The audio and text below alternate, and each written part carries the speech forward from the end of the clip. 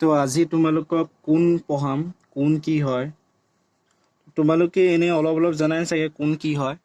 তো যেতিয়া আমি চিত্ৰ এটা দেখোঁ, ধৰি লোৱা চিত্ৰটো হ'ল তোমালোকৰ এনেকুৱা। তো ইয়াত কোন কোনটো হ'ব তোমালোকৰ এইখিনি, এইখিনি কোৱা হয় কোন। তাৰ মানে এইটো ধৰি লোৱা নাম দি লোৱা। ইয়াত যদি চোৱা তোমালোকৰ বাহু দুটা আছে, এটাটো হ'ল OA আৰু এটা হ'ল OB। তো OA আৰু OB বাহু দুইটা লগ লাগিছে কি বিন্দুত? O বিন্দুত। তো তেনেকে যেতিয়া দুটা বাহু এটা বিন্দুত আহি লগ লাগে, তো এইটোক এনেকুৱা যিটো এনেকুৱা অলপ বেকা হৈ থাকিব, সেইখিনি কোৱা হয় কি? কোণ। ঠিক আছে। তো ইয়াৰ ডেফিনেশ্যন বুলিবলৈতো এনেকুৱা একো ডেফিনেশ্যন নাই, এইটোৱে কথা। কিতাপত আছে, পঢ়ি ল'বা। তোমালোকে এইবোৰ লিখা দৰকাৰ নাই, যদি লিখিব বিচাৰা লিখিব পাৰা, খালি বস্তুটো বুজি ল'বা কিনো হয় কোণ। এতিয়া চোৱা, এই কোণটো যদি আমি লিখিব লাগে, মানে ধৰি লোৱা তোমালোকক ক'লে এই চিত্ৰটোৰ কোণটো লিখা, তেতিয়া তোমালোকে কি কৰিব লাগিব? এইটো এনেকুৱাকে লিখিব লাগিব। এইডাল যে চিনডাল দেখিছা আগত, সেই চিনডালে তোমালোকক কোণৰ চিন বুজায়। তো ইয়াত কোনটো আখৰে বুজাইছে? ঔটো, মানে ঔ লগত কোণ কৰি আছে ন, OA আৰু OB বাহুৱে।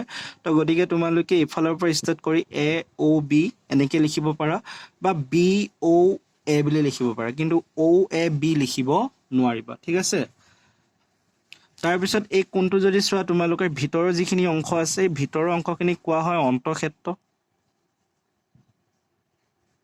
আৰু এই ইয়াৰ বাহিৰৰ যিখিনি অংশ আছে সেইখিনিক কোৱা হয় বহিঃক্ষেত্ৰ।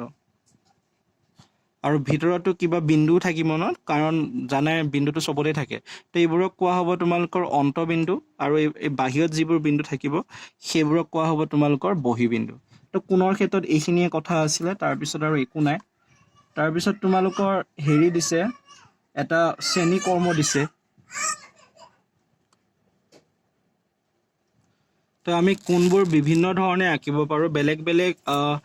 চব কোণবিলাক যে দেখাত এই নিচিনাই হ'ব, এতিয়া যিটো আঁকিলোঁ সেনেকুৱাও নহয়।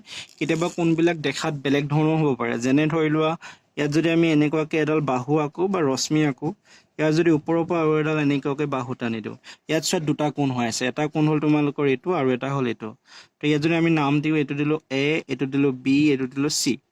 এতিয়া এটা কোণ হ'ল তোমালোকৰ এইখিনিত, আৰু এটা কোণ হ'ল এইখিনিত। আৰু এইটো নাম দিয়া ধৰি লোৱা O, য'ত কাটিছে। এতিয়া এই কোণ দুটা তোমালোকে লিখিবা কেনেকে?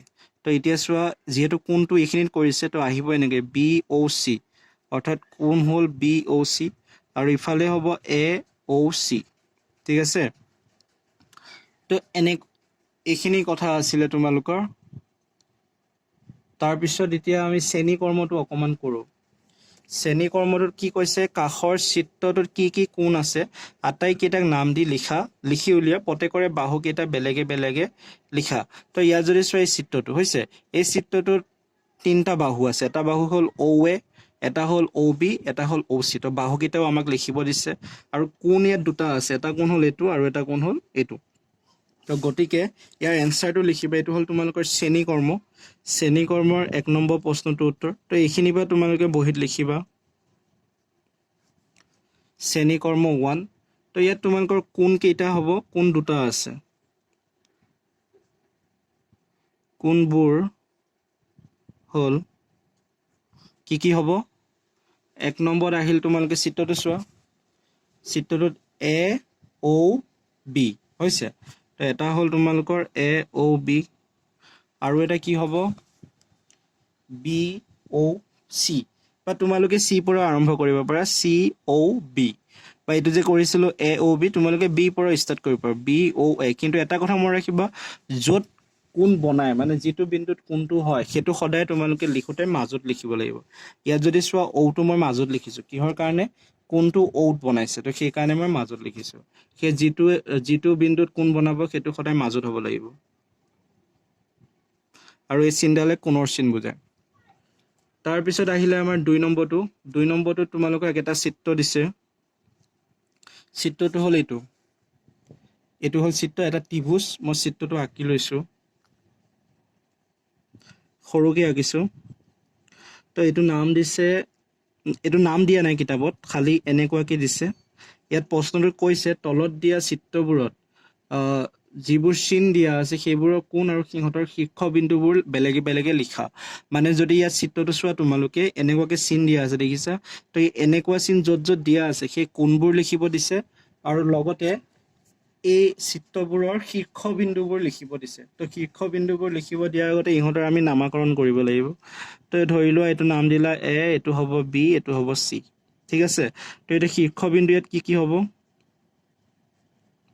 শীৰ্ষবিন্দু সংজ্ঞা কি আছিলে য'ত দুটা বাহু যায় লগ লাগে বা তিনিটা বাহু যায় লগ লাগে তো ইয়াত শীৰ্ষবিন্দু হ'ল তোমালোকৰ এ হ'ব বি হ'ব আৰু চি হ'ব এতিয়া কোণবোৰ কি হ'ব কোণ ইয়াত তোমালোকৰ তিনিটা আছে এটাটো হ'ল এ কোণ বি কোণ চি কোণ তেনেকেতো ডাইৰেক্টও লিখিব পাৰে এনেকে কোণ এ কোণ বি কোণ চি বা বেলেগ ধৰণেও লিখিব পাৰা এ বি চি এতিয়া চোৱা মই এইটো এ কোণ লিখিছো ন মই এ কোণটোক এনেকুৱাকৈ লিখিব পাৰিম বি এ চি কোণ বি এ চি তাৰ মানে বি এ চি তো এই মাজৰ সংখ্যাটোহে মেইন কোণ ঠিক আছে তাৰপিছত মই এই কোণটো কেনেকৈ লিখিব পাৰিম এই বি কোণটো এ বি চি কোণ এ বি চি হৈছে তো এনেকৈও লিখিব পাৰা বা এনেকৈও লিখিব পাৰা দুইটা ধৰণে লিখিব পাৰা যিটো লিখা সেইটোৱে শুদ্ধ হ'ব কিন্তু কিছুমান ক্ষেত্ৰত আকৌ এইটো ডাইৰেক্ট লিখিলে অকণমান বুজাত অসুবিধা হয় ভুল নহয় কিন্তু বুজাত অসুবিধা হয় তো এবাৰ চিটো মই এনেকুৱাকৈ লিখিব পাৰিম এ চি বি হ'ল তাৰপিছত 2 নম্বৰত যিটো চিত্ৰ দিছে এইটোতো হ'ল 2 নম্বৰ 1টো ইফালে যদি 2 নম্বৰ 2টো চাওঁ আমি ইয়াত এটা চিত্ৰ দিছে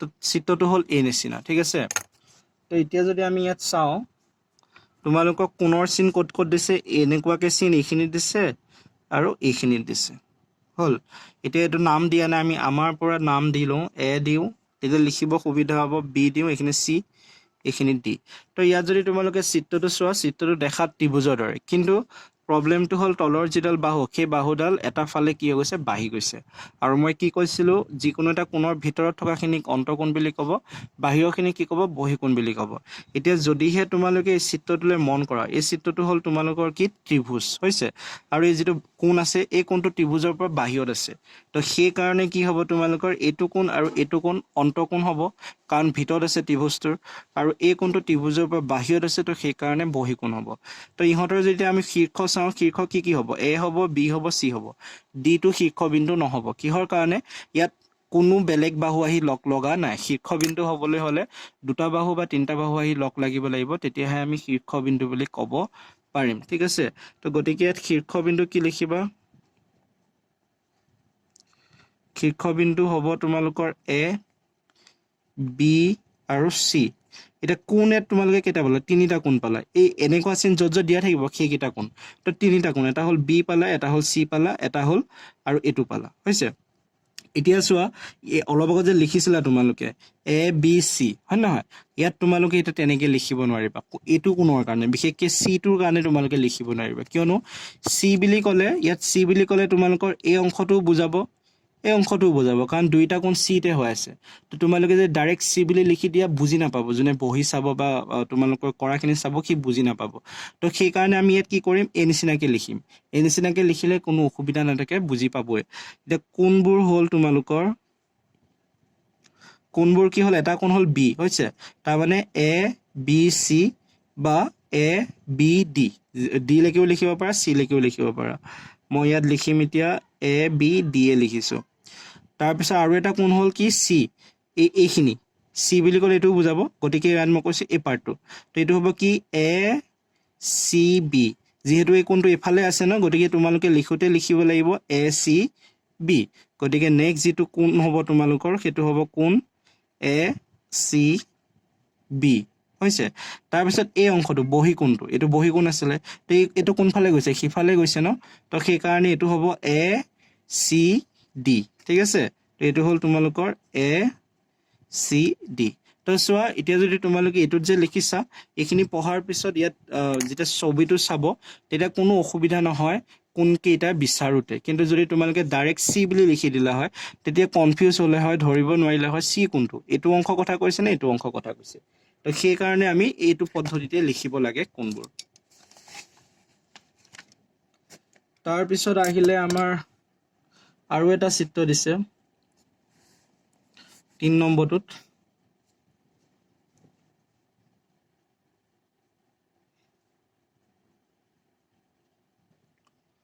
তোমালোকৰ 1 নম্বৰ যিটো প্ৰশ্ন আছিলে তাত বাহু কেইটাও লিখিব দিছিলে, সেইটো মোৰ ৰৈ গৈছিলে। তো লিখিবা ইয়াত, আৰু 1 নম্বৰ যিটো প্ৰশ্ন আছে, আৰু বাহুবোৰ হ'ল, বাহুবোৰ কি কি হ'ব? প্ৰথম 1 নম্বৰ যিটো চিত্ৰ আছে, OA, OB আৰু OC হৈছে, এইটো লিখি ল'বা। তাৰপিছত আমি 3 নম্বৰ চিত্ৰটো আঁকিম। তাৰপিছত 3 নম্বৰ চিত্ৰটো হ'ল, বৰ বেলেগ ধৰণৰ চিত্ৰ দিছে এইটো। তো আমি চিত্ৰটো আঁকিলো, এতিয়া নাম দিব লাগিব। নাম দিব লাগিব, A দিলোঁ, B হ'ল, C হ'ল, D হ'ল, E হ'ল। যিকোনো আখৰ লিখিব পাৰা তোমালোকৰ সুবিধা অনুযায়ী। তো এই বিন্দুটোৰ নাম দিলোঁ আমি, হৈছে। তো এতিয়া ইয়াত চোৱা, তোমালোকৰ শীৰ্ষবিন্দু কেইটা হ'ব? শীৰ্ষবিন্দু তোমালোকৰ ইয়াত অকল এটাই হ'ব। শীৰ্ষবিন্দু যদি আমি চাওঁ, এইটো, এই B বিন্দুটো, কাৰণ এই দুটা বাহু যে ইয়াত লগ লাগিছে, এইটো তোমালোকৰ শীৰ্ষবিন্দু নহ'ব, কিয়নো ইয়াত BC বাহু আৰু DE বাহুৱে কটাকটি কৰিছে। বুজিছা কথাটো? কটাকটি কৰা আৰু আহি পেলাই লগ লগাটো বেলেগ কথা। তো গতিকে আমি ইয়াত শীৰ্ষবিন্দু হ'ব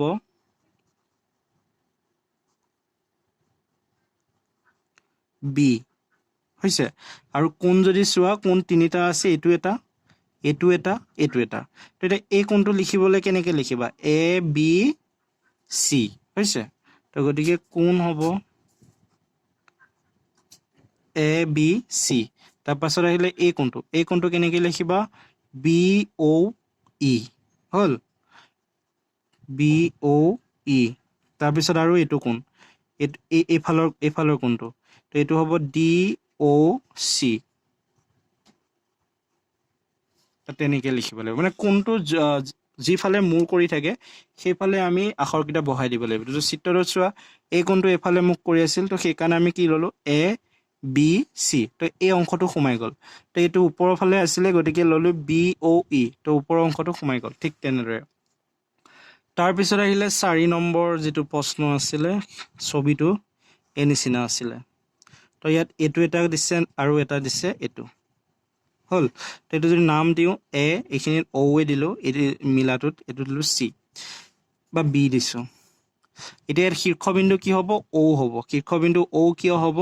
কাৰণ OA আৰু OB বাহু আহি ইয়াত লগ লাগিছে, হৈছে। তো গতিকে শীৰ্ষবিন্দু হ'ব O। এতিয়া আৰু ইহঁতৰ কোণ দুটা আছে ইয়াত, এটা হ'ল এইটো কোণ আৰু এটা হ'ল এইটো কোণ। তো এই কোণটো আমি লিখিব বেছি টান নহয়, এইটো সহজ হৈ যাব, কাৰণ এইফালে আছে ন, তেতিয়া কি হ'ব? AOB। তো এই কোণটোৰ নাম কি হ'ব? AOB। কিন্তু বাহিৰৰ কোণটো কেনেকৈ লিখিবা? এতিয়া এই অংশটো কোণ কেনেকৈ লিখিবা? এইটো লিখিবৰ কাৰণে আমাৰ অসুবিধা হৈছে। তো এইটো তোমালোকে কেনেকৈ লিখিব লাগিব? 360 ডিগ্ৰী মাইনাছ AOB। কিহৰ কাৰণে 360 ডিগ্ৰী লিখিছোঁ? তোমালোকে যেতিয়া এটা কোণ পাবা ন, ধৰি লও এই বিন্দুটো দিলা, এই বিন্দুটোৰ চাৰিওফালৰ মুঠ কোণ হয় তোমালোকৰ 360 ডিগ্ৰী। এটা বিন্দুৰ চাৰিওফালৰ মুঠ কোণ হয় তোমালোকৰ 360 ডিগ্ৰী। তো যেতিয়া ইয়াৰ পৰা মই এটা অংশ কাটি ল'লোঁ, ধৰিলোঁ এইখিনি হৈ গ'ল 30 ডিগ্ৰী, তেতিয়াহ'লে এই বাকী অংশটো কিমান কোণ হ'ব? 360ৰ পৰা 30 বিয়োগ কৰিলে নাপাম জানো? আকৌ কৈছোঁ মই, যদি এইটো বিন্দু হয় 360 ডিগ্ৰী, ইয়াৰ চাৰিওফালৰ কোণ কিমান ডিগ্ৰী হয়? 360 ডিগ্ৰী। যদি ইয়াৰ পৰা মই 30 ডিগ্ৰী এটা উলিয়াই লৈ আহোঁ, তো বাকী অংশখিনি কিমান থাকিব? 330 ডিগ্ৰী। তো বাকী অংশখিনি হ'ব 330 ডিগ্ৰী।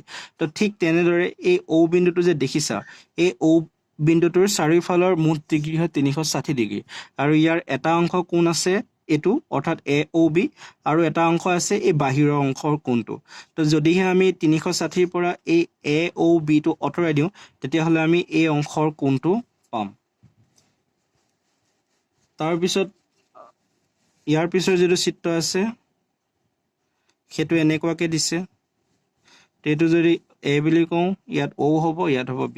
তো ইয়াত যদি চোৱা, ইয়াত তোমালোকে শীৰ্ষবিন্দু নাপাবা, কাৰণ ইয়াত এডালেই বাহু আছে, তো শীৰ্ষবিন্দু নাপাবা। তো এনেকৈ এডালেই যেতিয়া বাহু থাকে, ইহঁতৰ কোণটো হয় তোমালোকৰ এইটো AOটো, AOB। এইটো কোৱা হয় তোমালোকৰ ৰৈখিক কোণ বুলি কোৱা হয়। ক্লাছ 7ত পাবা আৰু 8ত পাবা ভালদৰে। তো এইটো কোৱা হয় ৰৈখিক কোণ। ইয়াৰ মানটো 180 ডিগ্ৰী হয়। এতিয়া জানিব নালাগে, জাষ্ট এইটোকে লিখি থৈ দিয়া। তাৰ পাছৰ যিটো চিত্ৰ আছে, এইটো চিত্ৰৰ লগত একে হয়। তো সেইকাৰণে তোমালোকে নিজে কৰিবা, কৰি পেলাই মোক দেখুৱাবা। তাৰপিছত 3 নম্বৰ চিত্ৰটো চোৱা 3 নম্বৰটো কৈছে কি চিত্ৰত বি অ কিউ অন্তঃক্ষেত্ৰত চিন দি দেখুওৱা ইয়াৰ অন্তবিন্দু আৰু দুটা বহিবিন্দু লিখা বি অ কিউ অন্তঃক্ষেত্ৰটো চিন দি দেখুওৱা ইয়াৰ এটা অন্তবিন্দু আৰু দুটা বহিবিন্দু লিখা চোৱা এইটো এটা চিত্ৰ দিছে দেখিছা তো এই চিত্ৰটোত তোমালোকে কিছুমান বিন্দু দিছে তো ইয়াৰ পৰা তোমালোকক কিবা এটা কৰিব দিছে মই প্ৰথমতে চিত্ৰটো আঁকি লৈছো তাৰ পৰা কৈ আছো তোমালোকক তো তোমালোকৰ চিত্ৰটো হ'ল এইটো এতিয়া ইয়াৰ পৰা তোমালোকক কেইটামান প্ৰশ্ন কৰিছে কমসে কম 7-8টা মান প্ৰশ্ন কৰিছে তো প্ৰথম প্ৰশ্নটো হ'ল বি অ কিউৰ অন্তঃক্ষেত্ৰটো চিন দি দেখুওৱা তো বি অ কিউ কোনটো হ'ব ইয়াত চোৱা বি অ কিউ এই অংশটো হ'ল তোমালোকৰ বি অ কিউ হৈছে তো 1 নম্বৰ প্ৰশ্নটোৰ উত্তৰ হ'ল তোমালোকৰ বি অ কিউ তো চিন দি দেখাব দিছে মানে কি কৰিব দিছে গোটেই চিত্ৰটো আঁকিব দিছে আঁকি পেলাই ইয়াত এনেকে কিবা অলপ চিন কৰি দিবা আৰু ৰং কৰা নিচিনা তেনেকৈ কৰিব দিছে চাগে আৰু ইয়াৰ অন্তবিন্দু আৰু দুটা বহিবিন্দু খুদিছে তেতিয়া চোৱাচোন এই অংশটো পি অ কিউ ইয়াৰ অন্তবিন্দু কি হ'ব এল নহ'ব জানো এইবোৰ যে দিয়া আছে এইবোৰ তোমালোকৰ বিন্দু হয় তো এতিয়া চোৱা বি অ কিউৰ ভিতৰত কি আছে এল আছে গতিকে ইহঁতৰ অন্তবিন্দু কি হ'ব অন্তবিন্দু হ'ব এল হৈছে আৰু বহিবিন্দু কি হ'ব এই অংশটো মানে বি অ কিউ বাহিৰত কি বিন্দু আছে ঢেৰ আছে এছ আছে আৰ আছে টি আছে এন আছে এম আছে তো বহিবিন্দু হ'ব তোমালোকৰ এছ লিখা আৰ লিখা বা যি কোনো দুটা লিখিব পাৰা হ'ল তাৰপিছত বি নাম্বাৰটোত কৈছে কি এ অ পিৰ অন্তঃক্ষেত্ৰত থকা এটা বিন্দু দেখুওৱা এ অ পি তো এ অ পি অংশটো আমি এতিয়া বিচাৰিব লাগিব তো এ অ পি অংশ এইটো হৈছে এইটো অংশ তাৰমানে এইখিনি হয় নহয় এ অ পি বুলি কোৱাৰ লগত এ অ পি বুলি কোৱাৰ লগত এই অংশখিনি বুজাম তো ইয়াৰ ভিতৰত থকা অন্তবিন্দু এটা লিখিব দিছে ইয়াত চোৱা দুটা অন্তবিন্দু আছে এটা হ'ল এন আৰু এটা হ'ল টি গতিকে কি লিখিবা 2 নম্বৰ প্ৰশ্নটোৰ অন্তবিন্দু হ'ব তোমালোকৰ এন বা টি হ'ল তোমালোকে যিকোনো এটা লিখিবা মই এন বা টি এইকাৰণে লিখিছোঁ যাতে তোমালোকৰ যিটো ভাল লাগে সেইটোৱে লিখিবা তাৰপিছত এইটো বি নম্বৰ প্ৰশ্ন আছিলে বি আছিলে আৰু এইটো আছিলে এ তো 3 নম্বৰ এ আৰু বি দুটা কৰা হৈ গ'ল হয় নহয় তাৰপিছত আকৌ কিবা কেইটামান সুধিছে কি সুধিছে চোৱা অ বিন্দুটো অন্তঃক্ষেত্ৰত আছেনে অ বিন্দুটো অন্তঃক্ষেত্ৰত আমি ইয়াত ক'ব নোৱাৰিম অ বিন্দুটো অন্তঃক্ষেত্ৰত আছেনে বহিক্ষেত্ৰত আছে কাৰণ কোনটো কোণৰ কথা বা কৈছে তো সেইকাৰণে আমি ইয়াত ক'ব নোৱাৰিম এইটো এন বিন্দুটো অন্তঃক্ষেত্ৰত আছেনে এন বিন্দুটো এতিয়া কাৰ কথা সুধিছে সেইটো আমি কনফিউজ কিয়নো কোনটো যদি আমাক উল্লেখ কৰি দিলে হয় যে অমুকটো কোণৰ ভিতৰত এনটো অন্তঃক্ষেত্ৰত আছেনে তেতিয়া আমি ক'ব পাৰিলোঁ হয় যে অন্তঃক্ষেত্ৰত আছেনে নাই কিন্তু এনেকৈ যদি ডাইৰেক্ট সোধে অ বিন্দুটো অন্তঃক্ষেত্ৰত আছেনে নাই তেতিয়া আমি ক'ব নোৱাৰিম আৰু অ বিন্দুটো অন্তঃক্ষেত্ৰত নাই কিহৰ কাৰণে অ বিন্দুটো তোমালোকৰ মধ্যবিন্দু হয় মানে গোটেইবোৰ যাই পেলাই তাত লগ লাগিছে এইটো শীৰ্ষ বিন্দু হয় তোমালোকৰ ঠিক আছে তাৰপৰা এন বিন্দুটো অন্তঃক্ষেত্ৰত আছেনে তো ইয়াত যদি চাওঁ আমি ক'ব নোৱাৰিম সেইটো তেনেকৈ তাৰপৰা কৈছে আৰ বিন্দুটো অন্তঃক্ষেত্ৰত আছেনে এইটো ক্ষেত্ৰতো আমি ক'ব নোৱাৰিম কিহৰ কাৰণে